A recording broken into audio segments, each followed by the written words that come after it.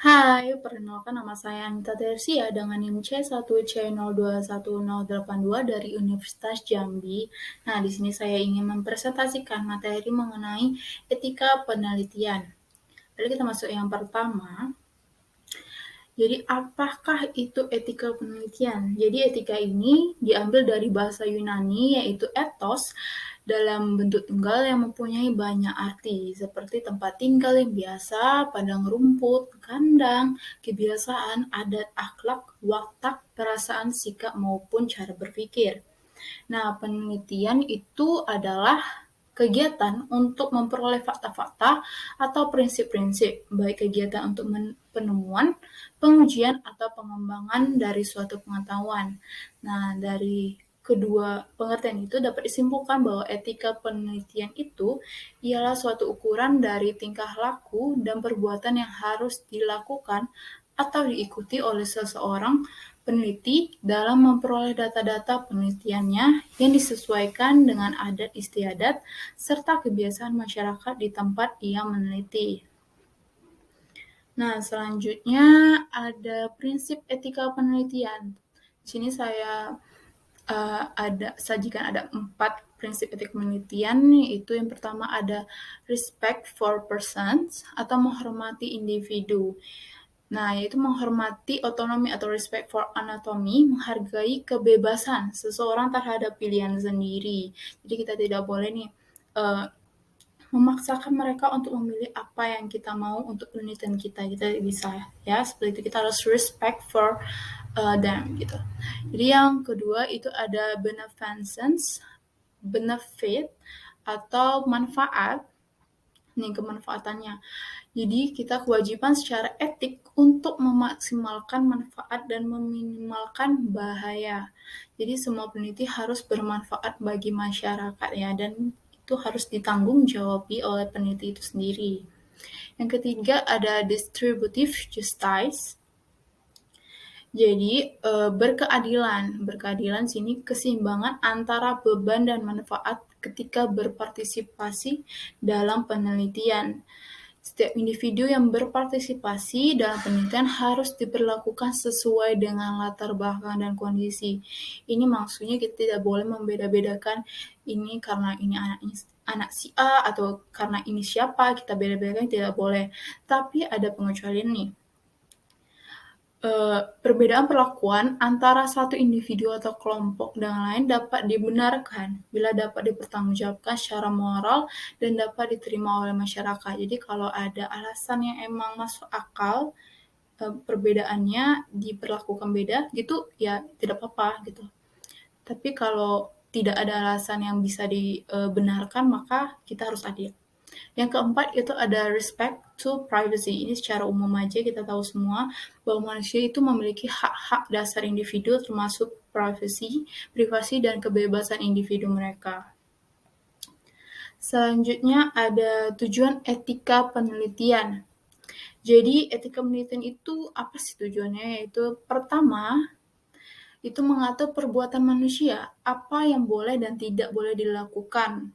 Jadi etika penelitian ini dia memberikan kita suatu aturan ya, seperti aturan gitu, apa yang boleh dan tidak boleh kita lakukan sebagai peneliti. Karena itu etika. Etika itu adalah moral, cara berpikir, dan cara bertingkah laku ya. Yang kedua itu adalah membentengi manusia dari upaya melanggar disiplin atau aturan yang berlaku. Jadi etika peneliti ini memberikan kita seperti hal-hal yang boleh dan tidak boleh tadi ya. Jadi kita harus membentengi diri kita dari hal-hal yang tidak boleh kita lakukan. Yang ketiga itu adalah memotivasi manusia untuk melakukan perbuatan yang benar atau baik dan menghindari dari perbuatan yang salah atau buruk. Selanjutnya itu adalah menumbuhkan kesadaran kepada manusia akan makna perbuatannya dan konsekuensi atau akibat dari apa yang telah diperbuatnya. Jadi kita bukan sembarang tahu itu hal yang tidak baik, itu hal yang tidak boleh dilakukan, tetapi kita juga harus tahu konsekuensinya itu apa sehingga kita tidak akan melakukannya. Kita menjauhkan diri dari hal-hal yang tidak boleh kita lakukan saat kita meneliti. Selanjutnya itu adalah meneguhkan hak dan kewajiban seseorang dalam pergaulan sosialnya. Nah, selanjutnya itu adalah etika penelitian dan peneliti. Untuk menunjang etika penelitian, maka National Academy of Science (USA) pada tahun 1995 telah menerbitkan panduan sebagai pegangan dalam pelaksanakan tugas dan tanggung jawab sebagai peneliti atau saintis. Nah, di sini terdapat 9 poin penting di dalamnya. Itu pertama itu peneliti harus mempunyai landasan sosial. Yang kedua, harus bertanggung jawab. Yang ketiga, harus menghindari dari bias kepentingan. Yang keempat, itu harus mendorong publikasi dan keterbukaan. Yang kelima, menjaga pemberian yang adil dan seimbang. Yang keenam, itu menjunjung tinggi praktik kepenganggaran. Yang delapan, itu menjaga teknik percobaan dan perlakuan atas data yang diperoleh. Yang kedelapan selanjutnya itu menghindari perbuatan tercela. Yang terakhir itu harus bereaksi terhadap pelanggaran etika. Nah, selanjutnya itu adalah kode etik penelitian.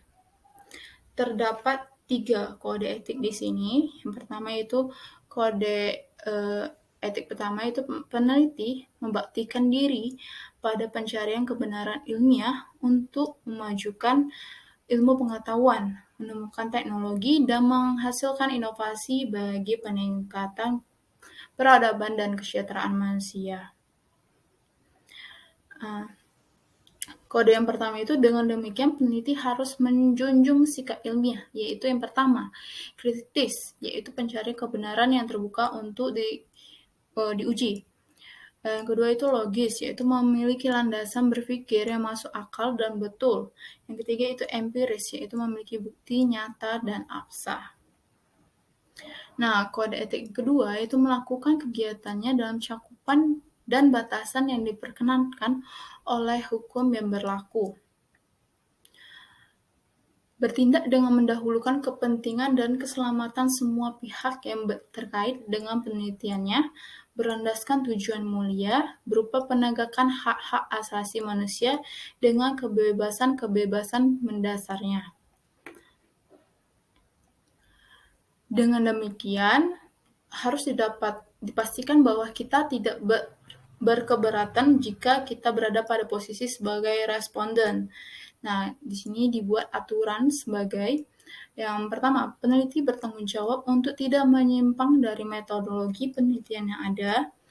Yang kedua, pelaksanaan penelitian mengikuti metode ilmiah yang kurang lebih baku dengan semua perangkat pembenaran metode dan pembuktian hasil yang diperoleh. Nah, kode etik yang ketiga, itu penelitian mengelola sumber daya keilmuan dengan penuh rasa tanggung jawab, terutama dalam pemanfaatannya dan mensyukuri nikmat anugerah tersedia sumber daya keilmuannya. Nah, peneliti berbuat untuk melaksanakan penelitian dengan azas manfaat di antaranya. Yang pertama, hemat dan efisiensi dalam penggunaan dana dan sumber daya. Yang kedua, menjaga peralatan ilmiah dan alat bantu lain, khususnya peralatan yang mahal, tidak dapat diganti dan butuh waktu panjang untuk pengamanan kembali agar tetap bekerja baik. Yang ketiga itu menjaga jalannya percobaan dari kecelakaan bahan dan gangguan lingkungan karena penyalahgunaan bahan yang berbahaya yang dapat merugikan kepentingan umum dan lingkungan. Nah, baiklah, sekian presentasi dari saya, pemaparan materi dari saya mengenai etika penelitian.